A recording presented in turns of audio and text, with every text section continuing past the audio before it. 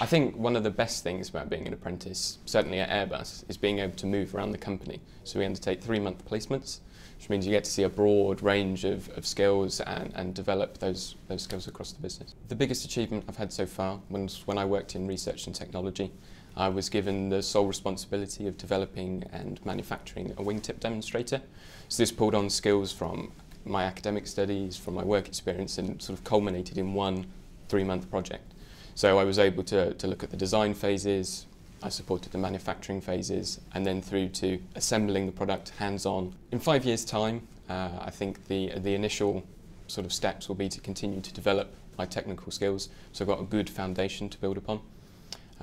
With that, I'd like to continue after finishing my bachelor's onto a master's, which puts me in a good position to achieve chartered engineer status. And with that, I'd like to look towards technical signatory. So one thing I'd like to add is that I was a founding member of the Industry Apprentice Council.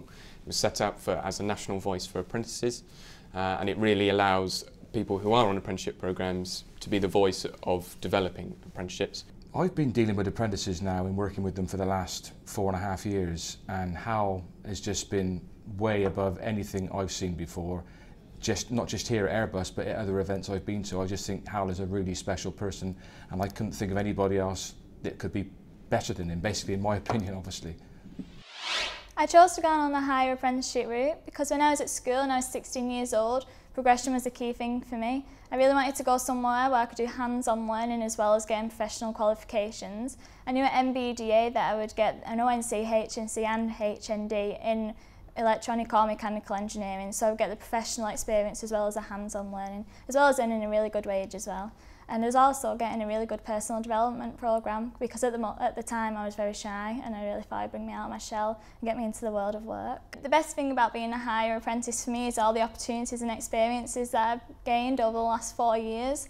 I've been to Downing Street, I met David Cameron and I've discussed these 100,000 young people in work scheme with him. I've been to Parliament and I've represented MBDA at countless career events. I've also spoken in schools and met a lot of MPs and been able to promote a subject and an industry that I'm really passionate about. I'm very, very passionate about working with young children and working with young females as well and getting them into this industry and promoting it for the exciting industry that it is. I'm actually been made recently a fellowship of the Institution of Primary and Secondary Engineers for the work and contribution that I've put into doing this. Recently I won the Manufacturer's Apprentice of the Year for the whole of the United Kingdom, but as well as this I'm very proud of all the qualifications that I've achieved and how far I've come. When I first started at MBDA I started as an operations apprentice. This was working on the shop floor hands-on, and during my apprenticeship I actually progressed enough to be able to go onto the technical side and become an engineer within the first 2 years. From that I'm now a manufacturing engineer and that's the field of work that I'll be going into. As well as that, getting my honorary fellowship within a recognised institution and being part of the IET and IMechE I'm also very proud of. I do want to go to lead a team of people, but I also want to go on to be a chartered engineer and to keep my engineering roots. The best thing about being a higher apprentice would be the hands-on work experience you get alongside the technical side of the higher level apprenticeship, along with the MVQ4, which gives you a more hands-on practical side, which really develops an all-round employee and helps to make you more beneficial towards your company's work. My greatest achievement so far to date is being an integral part of a small design team for one of the largest recycling plants within the UK. Followed on by this, I was actually in 2012, I was in the top 3 for Apprentice of the Year for Northern Ireland, and that was in the most promising first year category. Following that in 2013, I actually won Apprentice of the Year 2013, and that was overall Northern Ireland, which was a great achievement. I actually won the Strickland Scholarship as well, which helped to progress me through the HLA route. Following on from that, in 2014 I won VQ Learner of the Year, which was amazing. It was held up in Stormont in Parliament buildings and was presented by Dr. Stephen Farry himself, which was a lovely evening. I'd say in 5 years' time I would see myself definitely with my company here at Kiverco, but I would have hoped to have completed my Masters in Mechanical Engineering. I'll be doing that part-time, hopefully, and then that'll progress through me completing my training here at Kiverco and just continuing on as an employee. He has come on leaps and bounds. He is a mature young man now who we trust with any task that we give him. He's very, very good and we're very, very proud of him.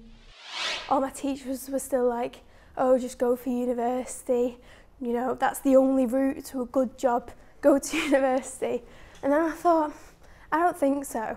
And I thought the only way now to differentiate yourself at university is to have work experience, I think. I'm guaranteed a job at a really good company, multinational company, and I'm truly committed. And also the earning and learning is a huge benefit as well, and all the development opportunities. So, like, was it 2 weeks ago? I spoke in Parliament in front of Vince Cable and various MPs for about 5 minutes, and I'd have never been able to do that when I first started my apprenticeship. And also being a member of the Industry Apprentice Council, which is promoting apprenticeships in industry and feeding them directly into the APPAG, which is the All Parliamentary Apprenticeships Group. I've now been in charge of some lost stock audits, which was to make sure their licences are in place, so then if they failed an audit, the company would not be able to export anymore under the OGL licences. In the more short term, I'd like to look at extra qualifications, so perhaps doing a master's degree. I think that would really help me in my job as a logistics, or even further going into project management. In the future, I'd also like to be a role model for future apprentices. I'd like them to come to me and, you know, be a good mentor for them.